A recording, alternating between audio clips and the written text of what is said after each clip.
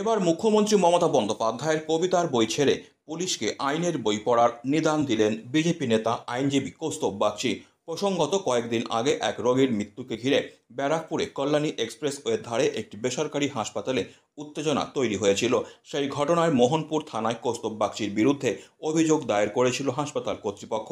মোহনপুর থানা থেকে পাঠানো নোটিশ পেয়ে শনিবার সকাল 11টা নাগাদ হাজিরা দেন বিজেপি নেতা কৌস্তব বাগচি, কিন্তু 15 মিনিট তাকে জিজ্ঞাসাবাদ করেন তদন্তকারী অফিসাররা। থানা থেকে বেরিয়ে মুখ্যমন্ত্রী মমতা বন্দ্যোপাধ্যায় এবং সাংসদ অভিষেক বন্দ্যোপাধ্যায়কে তীব্র আক্রমণ করলেন বিজেপি নেতা কৌস্তব বাগচি। তার অভিযোগ, রাজ্যের মুখ্যমন্ত্রীর নির্দেশেই তাকে হেনস্থা করা হচ্ছে। বিরোধী রাজনৈতিক দলের লোকজন কিংবা যারা সরকারের বিরুদ্ধে আওয়াজ তুলবে তাদেরকে হেনস্থার শিকার হতেই হবে। কৌস্তবের কথায়, মমতা বন্দ্যোপাধ্যায় এবং অভিষেক বন্দ্যোপাধ্যায় প্রশ্নগুলো তৈরি করে পাঠিয়েছিলেন, যার কোনো মাথা মুন্ডু নেই। সেই প্রশ্নগুলো দেখে দেখে তদন্তকারী অফিসাররা করছিলেন। তার দাবি, পুলিশের পাঠানো নোটিশ আর মমতা ব্যানার্জির কবিতার বই দুটোই এক। এক গাদা প্রশ্ন, সেই প্রশ্নগুলো তাদেরকে পাঠিয়েছে জানি না। এক গাদা প্রশ্ন কেউ হয়তো পাঠিয়েছে দেখে দেখে আইও আমাকে কিছু প্রশ্ন করে গেলেন। তার প্রশ্ন নয় এগুলো, যা বুঝলাম। এই প্রশ্নগুলো কেউ বা কারা তাদের পাঠিয়েছে আমাকে জিজ্ঞাসাবাদ করার জন্য, ফর দি পারপাস। বলছি এক গাদা প্রশ্ন। আমি সারদা হসপিটালে সেদিন রাত্রিবেলায় গেছিলাম কিনা, এই ধরনের অবান্তর কিছু প্রশ্ন যেগুলোর কোনো মানে নেই। যেই প্রশ্নগুলো আমাকে করা হলো সেই প্রশ্নগুলোর আদতে কোনো মানে নেই। সেই সমস্ত বিষয়গুলো আমি একাধিকবার জনসমক্ষে, সমাজ মাধ্যমে, সংবাদ মাধ্যমে একাধিকবার বলেছি।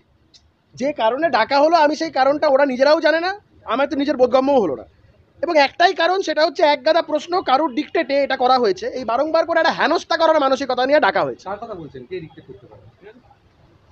যে রাজ্যের মুখ্যমন্ত্রী আমাকে রাত্রি 2:50 সময় বাড়িতে পুলিশ পাঠিয়ে তুলে নিয়ে যাওয়ার চক্রান্ত করতে পারে, যে রাজ্যের মুখ্যমন্ত্রী আমার বিরুদ্ধে, কৌস্তব বাগচি পার্সনের বিরুদ্ধে রাজ্য সরকার ডিফেমেশনের মামলা করতে পারে, এখানে বলতে বা বুঝতে কোনো অসুবিধা আছে? সেই রাজ্যের মুখ্যমন্ত্রীর ডিকটেটে হেনস্থা চলছে।